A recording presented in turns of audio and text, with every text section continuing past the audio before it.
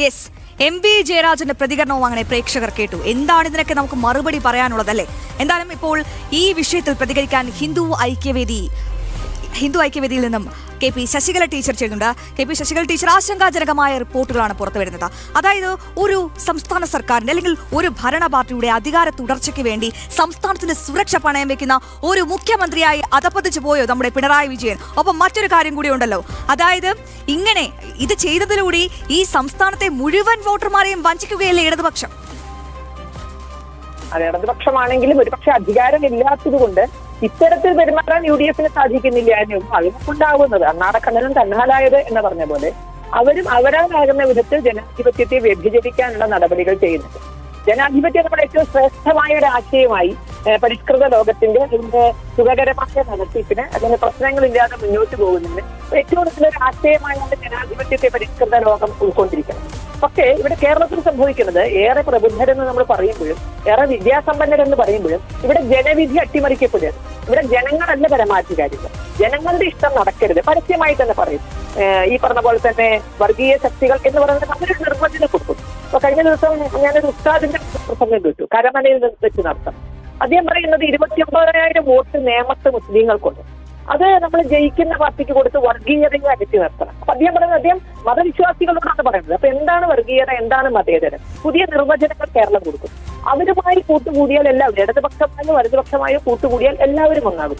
അതിനപ്പുറം ഇടതുപക്ഷവും വലതുപക്ഷവും തമ്മിലുള്ള ബന്ധവും നമുക്ക് വളരെ വ്യക്തമായിട്ട് മനസ്സിലാക്കാം. അപ്പോൾ ആരെയൊക്കെയോ തോൽപ്പിക്കാൻ വേണ്ടി ഈ സൗഹൃദ മത്സരത്തിൽ A ടീമും B ടീമും ഏതൊക്കെ സീറ്റുകളിൽ ആര് ജയിക്കണം എന്ന് നിശ്ചയിച്ച് അതിനോടൊപ്പം വർഗീയ മതമൗലിക തീവ്രവാദ ഭീകരവാദ ശക്തികൾ ഒന്നും തമ്മിൽ ഇവരെല്ലാം കൂടി ഒത്തുചേർന്നുകൊണ്ടാണ് കേരളത്തിലെ ജനാധിപത്യം അട്ടിമറിച്ചത്.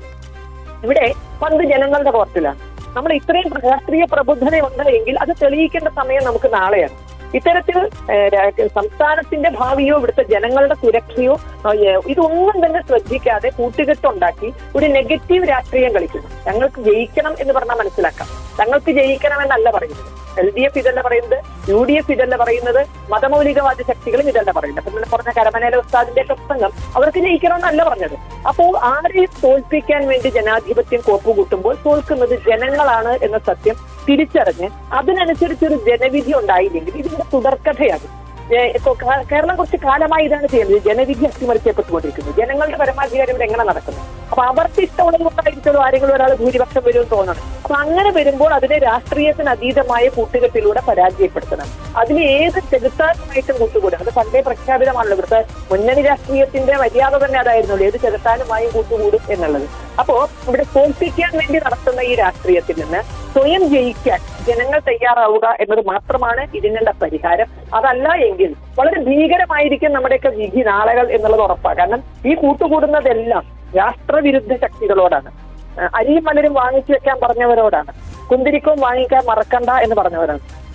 ഞങ്ങൾ പറഞ്ഞ പോലെ ജീവിക്കണം, മര്യാദയ്ക്ക് ജീവിക്കണം. അപ്പൊ നാളെ പഞ്ചമുച്ചമടക്കി ഈ മതമൗലികവാദ ശക്തികൾക്ക് മുന്നിൽ ഇവിടുത്തെ LDF ഉം UDF ഉം ആരാണ് ഭരിക്കുന്നതെങ്കിൽ, കാരണം അവരെല്ലാം ഭരിപ്പിക്കുന്നത് ഇവരാണ്.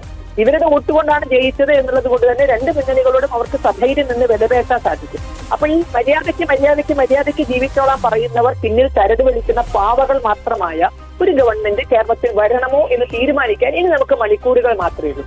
അപ്പൊ ഇപ്പോ നമ്മൾ തീരുമാനിച്ചത് ആര് ജയിക്കണം എന്നുള്ളതല്ല, നമുക്കിവിടെ ജീവിക്കണോ എന്നുള്ള വലിയ ചോദ്യത്തിന്, അതോ ഈ ഭീകരവാദികളുടെ താളത്തിനൊത്ത് തുള്ളുന്ന ഒരു പാവ സർക്കാരിനെ വെച്ചുകൊണ്ട് നമ്മുടെ ജീവനും ജീവിതവും അപകടത്തിലാക്കണമോ?